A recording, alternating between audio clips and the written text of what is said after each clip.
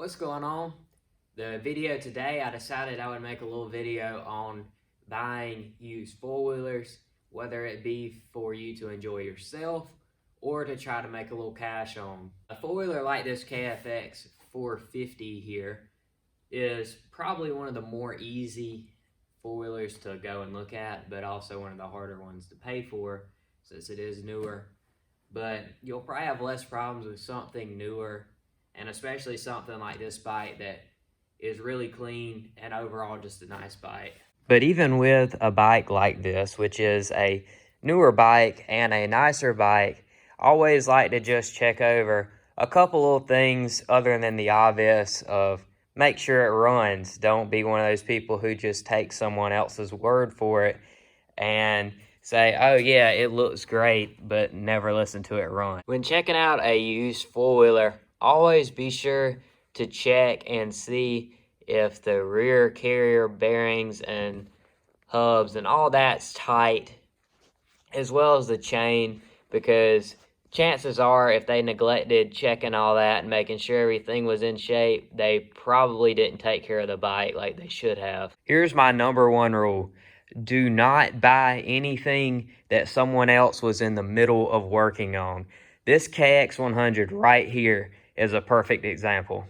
So you look at the motor and you say, dang, it looks pretty good. But the closer you look at it, the more you see some slightly janky things, such as this inner clutch cover here. As you can see, it's very caked up with RTV and gasket seal and a gasket. Well, that's because the bike has, I don't know if this is warped or what, but it leaks as soon as you put it on, no matter how many gaskets you put on, because I think it was over tightened. And they also pried the whole thing up with a screwdriver, which makes it leak. On top of that, all the seals in the motor leak as well. And possibly the best part is, I can't get it to run. And it's almost all brand new and it still will not run.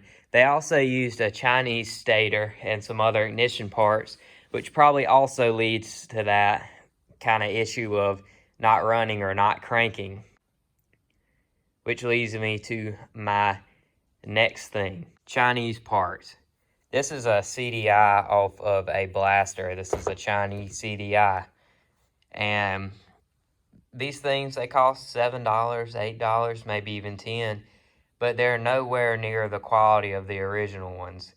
And if you have somebody that skimps on Chinese parts and all, chances are the majority of the parts on the bike are going to be Chinese, and in turn is going to lead you to a less reliable bike. One huge problem area on anything used is the chances of the chain slipping off and jamming into your case or side cover or whatever you might have here. As you can see on this 400EX, that happened. And fortunately, it didn't destroy it too bad. But we have all this caked up JV weld mess here, which no one wants, and will almost always lead to a leak later on down the road. Another area to check is right below your shifter, as on many bikes, they like to bust right here as people land from jumps and maybe other things, and their foot slams down on this shifter and breaks the bottom out of where the shifter goes into the engine. My blaster had this problem, and it was all re-welded and everything, and it looked super bad, and it always leaked afterward.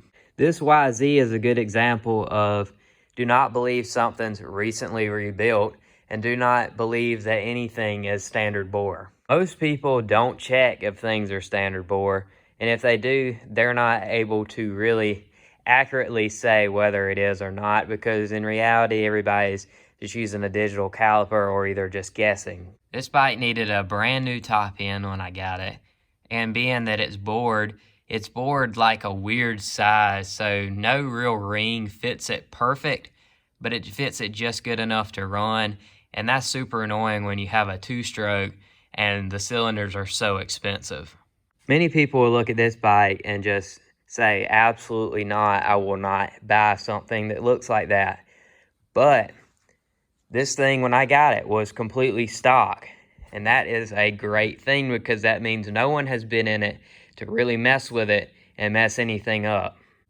This motor was absolutely trashed when I got it, but being that no one was ever in it, there was no strip bolts, there was no cracked metal, there was no anything that was bad.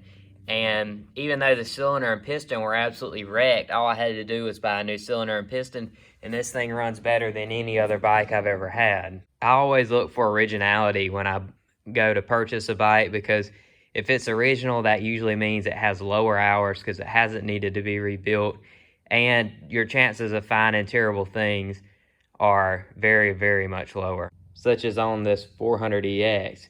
It's probably been rebuilt 2 or 3 times. It's been bored and everything. It has hot cams, all that good stuff that a novice buyer is like, oh yes, I need that. I need it right now. This is so cool. It's gonna be so fast. But in reality, most people who work on these are very sloppy and don't pay attention and gorilla wrench on absolutely everything, such as this head, which all the bolts are stripped out from over tightening.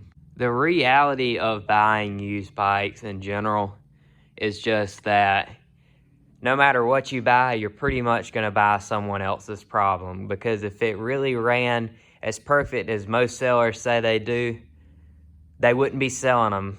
So expect a good bit of issues, and always allot yourself at least $300 or $400 to fix anything that might be wrong with it once you get the bike. And if you have the expertise to rebuild a trash bike, you can get blown up bikes for extremely cheap and rebuild them for not that much, and have a basically brand new bike instead of buying one with 40 or 50 hours, which does run like a lot of the mid 2000s KX 250Fs. They always sell them really cheap, but I guarantee you have a ton of hours on them, and you may ride them for a season or so, and then you'll get a ton of issues. Where if you buy something like this for cheap and you rebuild it, you can ride it for years. Or if you buy a bike like this, which you can get for literally $100 maybe, because it's all the way apart and you don't know really what's missing and what's not. The good thing is it's already apart, which is basically the bad thing of a lot of things, but it gives you the opportunity, if you know what you're doing, to go in and replace everything so that it'll be a brand new bike, even if it was made in 2003, and last you a ton of time, and you know exactly what's been done to it, and you know that it's been done in a good way. So I hope you found some of those things useful to you when you go look at your next used bike, so that you won't make some of the same mistakes I've made in the past. If you made it this far in this video and found anything informative, anything helpful, and somehow maybe you found me rambling about used dirt bikes entertaining, please subscribe, because I have tons of builds going on. Usually, like right now, I have a 400EX build, a YZ250, a Rhino, other things. We like to work on cars here on this channel too occasionally. So if you are interested in any of that, be sure to hit the subscribe button down below. And if you want to see any other videos, be sure to check out my other videos. And of course, if you like any of them, leave a like. That makes me feel good. It makes me want to make more. So thanks for watching, and good luck on your next purchase of your next used bike.